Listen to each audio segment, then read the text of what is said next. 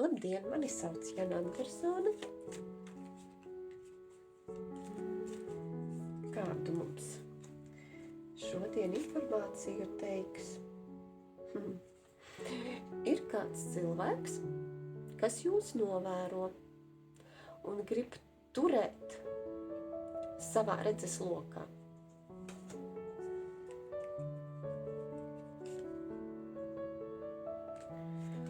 Patīk jūsu spēks, enerģija. Tādi patīk tas, kā jūs ejat jaunajā. Mainiet savu dzīvi savādāku.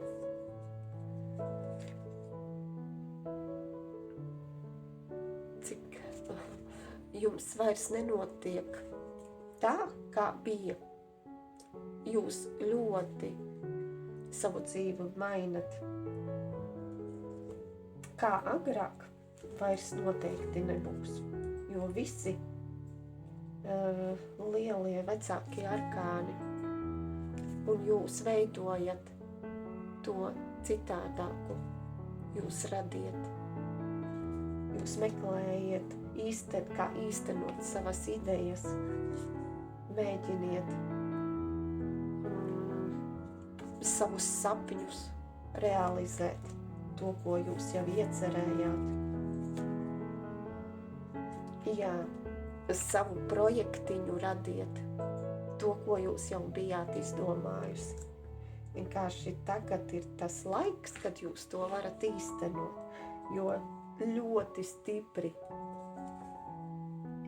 arkāni svarīgi. Šis posms ir ļoti svarīgs jums.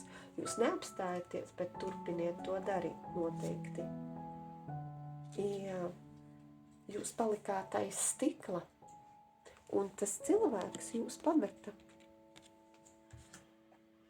Kurš jūs tagad vēro?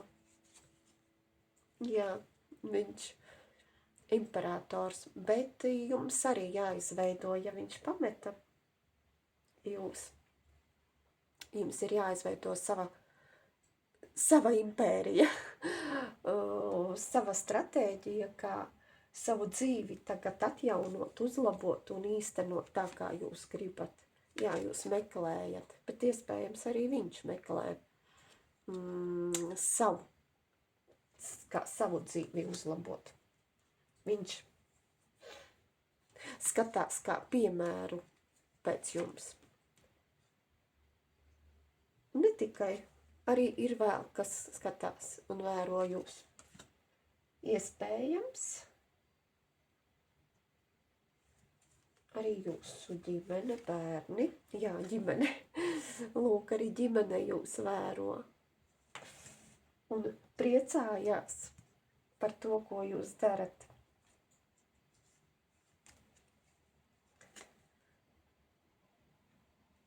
Jums jāaiziet. No kā jāaiziet? Jums jāaiziet, lai jūs sasniegtu savas ieceres. Jums no iepriekšējās dzīves noteikti ir jāaiziet. Varbūt pat ģimene jāpamet. Vai ģimene jums izjuka un jums jāiet, jāturpina kā iet uz savām iecerēm, realizēt. Jāiziet no atkarībām, bet jums pat šī enerģija vēlnišķā ļoti jums palīdz šobrīd. Bet jāpievērš uzmanību, ja ir kādas vēl atkarības, lai jūs paliktu uz sava pareizā ceļa. Jā, turpiniet cītīgi darboties. Turpiniet cītīgi darboties. Neieiet noteikti tādās enerģijās, negatīvās.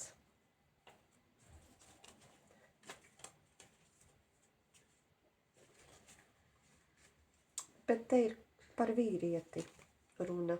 Te ir vīrietis kāds. kuram jūs kā gaisma ceļu rādiet. Tā izskatās šis šobrīd tā. Kuram jau māja deg, kaut kas ir sabrucis arī, vairs viņa tas scenārijs dzīves nedarbojas, kad dzīve viņu piespiež jau mainīt. Jūs skatāties atpakaļ, bet nevajag uz priekšu, jūs vērojat. Jo, ja jūs skatīsieties atpakaļ, jums uznāks šādas negatīvas enerģijas un uznāks nesaprotamas bailes vai ilūzijas. Jūs ejat uz priekšu un jārada tas, ko iecerējāt, un tas pozitīvais jāmaina dzīve uz labu. Kā iepriekš jūs jau to zinat, jūs tā gribat. Ja mēs esam šeit un tagad, mēs esam tāpēc, lai savu dzīvi labotu labāku, radītu labāku. Jā, vēstis. Iespējams. Te jūs vēro atkārtoti rāda, kad ir cilvēks, kas novēro jūsu apmierinājumu. Viņš zina, kad jums ir atslēdziņas rokā.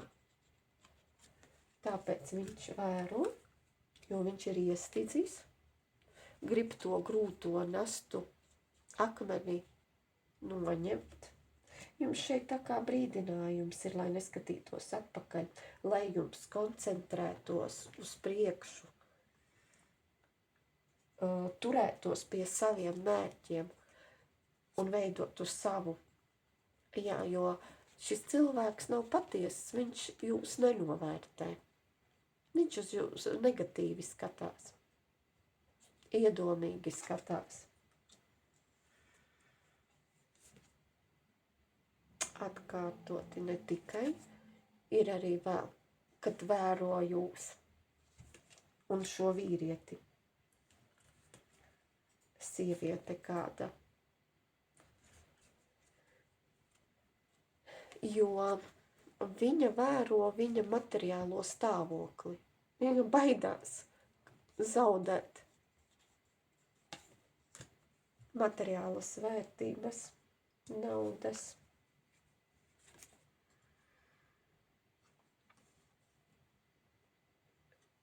Priekš bērniem. Saistībā ar ģimeni jūtas. Te ir svarīgi ņemt vērā savas sajūtas, intuīciju. Intuīciju.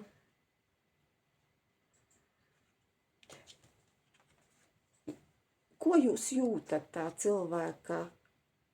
tam cilvēkam blakus?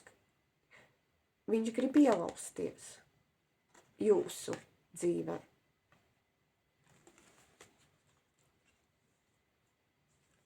Viņam ir svarīgas sajūtas, bet te ir 3 cilvēki. Un tas arī ir brīdinājums, jo ir svarīga taisnība pret jums. Un tāpēc pievērsiet uzmanību, kas jums ir taisnīgi pret jums. Vai jums šī sadarbība ir vajadzīga ar šo cilvēku? Vai jūs būsiet apmierināta, jutīsieties labi? Un te laužās spēks, negatīvs spēks. Te ir runa par manipulāciju, maģiska ietekme, kas saistīts ar maģijas lietām, ģimene, dzimtā, kam ir saistība. Vīri. vīrietis, jā, ģimenē un attiecībās. Te ir runa par maģisku ietekmi. Nedrīkst ielaist. Lai būtu skaidras un gaišas attiecības. Patiesas, mīlošas, jūtīgas. Un ja ir trešās personas, tad būs noteikti kāds nelaimīgs. Un tā nedrīkst. Tāpēc attiecībās ir jābūt diviem. Trešais ir liekas, lai neizsauktu uz sevi negatīvu enerģiju. Lai stiprinātu savu ģimeni, lai tās enerģijas būtu kā aizsardzība, vienoti pāris būtu ģimenē, attiecībās. Lai mīlestība, cieņa vienam pret otru, sadarbība būtu, sapratne savstarpējā. Prieks, un arī bērni mīlestībā radīti, lai nebūtu grūtas nastas, bet lai tā dzīve būtu priekā, viegla. Ja mēs enerģijas mainam uz pozitīvām, tad mums novērtējam to dzīvi, kāda mums ir. Un arī kādas grūtības kādreiz mēs uztveram normāli, un kopā tad ir spēks, rada to enerģijas aizsardzību, enerģētisku mājai, ja ir saticība, mīlestība, cieņa savstarpējā pret jūtām katra. Jā, šeit ir pat trešajām personām runa, nedrīkst, jo tas radīs ciešanas, smagu likteni, grūtības dzīvē. Ja ienāks ģimenē sveša enerģija, būs jāmeklē tās atslēdziņas, kā no tā tikt vaļā, lai aizietu no problēmām. Un paliktu uz pareizā ceļa, lai virzītos uz priekšu, nevis uz atpakaļu dzīvē. Un lai liktenis piedāvātu pozitīvus mums notikumus dzīvē, nevis tos uzdevumus tītu atpakaļ, ko mēs neesam pārvarējuši. Bet šeit jūs jau esiet izaugusi, jums vajag citas durvis meklēt. Pagātne jāatstāj. Pagātnē. Un jaunais jau jums tiek piedāvāts, jo jūs savu projektiņu esiet uzsākusi. Un pagātni esiet atstājusi jau, atstājušiesiet. Jā, un jau sākat pieņemt savas dāvanas, ko liktenis jums jau nes. Un jūs jau sēdiet savā krēslā, un re, kur jums bērni blakus. Jūs ir jau viss nepieciešamais. Jums ir zināšanas, kā to uz priekšu doties. Un jūs jau ar tām zināšanām varat dalīties. Jums viss pietiek, un jūs variet šobrīd laiks atjaunot sevi. Kā atjaunot sevi? Pievērst uzmanību, bet te ir runa par vīrieti. Iespējams tas, kurš jums novēro, viņam arī ir laiks pievērst sev uzmanību un arī uzlabot savu veselību. Kam nav pievērsis uzmanību, viņam arī tāds laiks, lai noturētos uz klints malas. Un sauc liktenis viņu liek par to padomāt. Katram laiks padomāt par sevi, lai būtu tādi kā uzvarētāji pār savu likteni, lai to darītu labu. Svarīgi aiziet no bailēm. Aiziet no jebkādām bailēm, meklēt izeju, to, ko neredzam, bet te vairāk, jā, tā ir kā skola, mācība, kā uzdevumiņš, ko vajag pārvarēt. Ja ir kaut kādas vēl bailītes, viņas vienkārši ir jāpārvar. Atpusēji, ja arī ir cilvēks jums, kurš ir jūsu tuvumā jau, viņam arī jāsagatavojas, lai viņam būtu, ko piedāvāt jums. Un lai jūs kopā būtu tad jau tos uzdevumus pārvarējuši un tās gudrības sasnieguši, un lai jūs būtu viens otram piemēroti. Bet tas ir kaut kas no tālienes.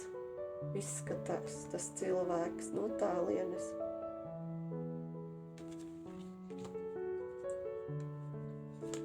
Lūk.